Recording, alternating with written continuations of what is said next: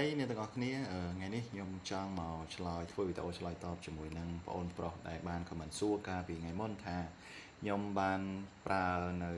website គេសម្រាប់ធ្វើ UI UX design បាទខ្ញុំបានប្រើនៅ website របស់ Google ឈ្មោះថា Stick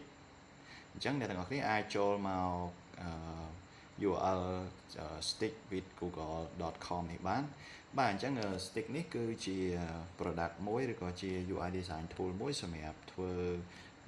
នៅ UX UI design ដែលយើងអាចប្រើវាតាមរយៈការ prompting បានអញ្ចឹងការ prompting មានន័យថាយើងអាចទៅសេនៅ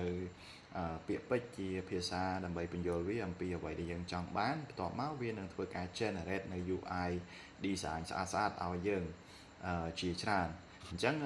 នៅពេលដែលអ្នកទាំងអស់គ្នាមានជា idea ឬក៏មានជាគំនិតណាមួយដែលអ្នកទាំងអស់គ្នាចង់ធ្វើការ design ឬក៏ធ្វើការរចនាវាឲ្យមានភាពរស់រវើកមុននឹងធ្វើការ develop នៅ app ឬក៏នៅwebsite ផ្សេងៗហ្នឹងគឺអ្នកទាំងអស់គ្នាត្រូវធ្វើទៅលើ UX UI design មុនអញ្ចឹងពីមុនយើងអាចប្រើ Figma ឬក៏ប្រើ Adobe ហើយដើម្បី design ចឹងទៅប៉ុន្តែចំពោះបច្ចុប្បន្នសម័យ AI គឺអ្នកទាំងអស់គ្នាអាច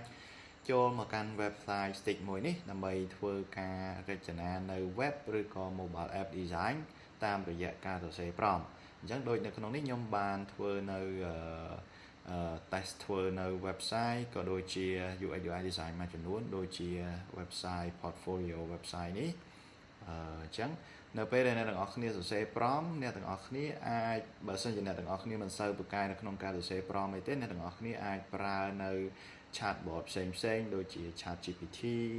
Claude ឬក៏ any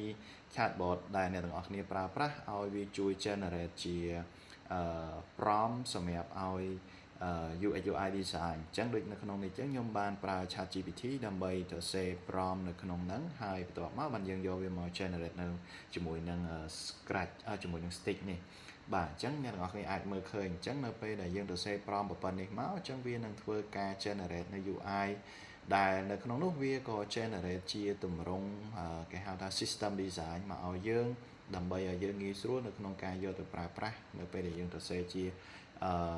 website ឬក៏សរសេរជា mobile app ជាក់ស្ដែងជាដើមបាទអញ្ចឹងដូចនៅក្នុងនេះខ្ញុំបាន test ធ្វើច្រើនដែរជាមួយនឹង UI design របស់វាហ្នឹងគឺឃើញថាវាមានភាពលឿនវា generate នៅ UI design លឿនហើយអ្នកទាំងអស់គ្នាបើឧបមាថាអ្នកទាំងអស់គ្នាសរសេរមកអ្នកទាំងអស់គ្នាឃើញថាវាអត់ទាន់ត្រឹមត្រូវតាមអ្វីដែលយើងចង់បានទេអ្នកទាំងអស់គ្នាអាចបន្ត prompt រហូតតតែវាអាច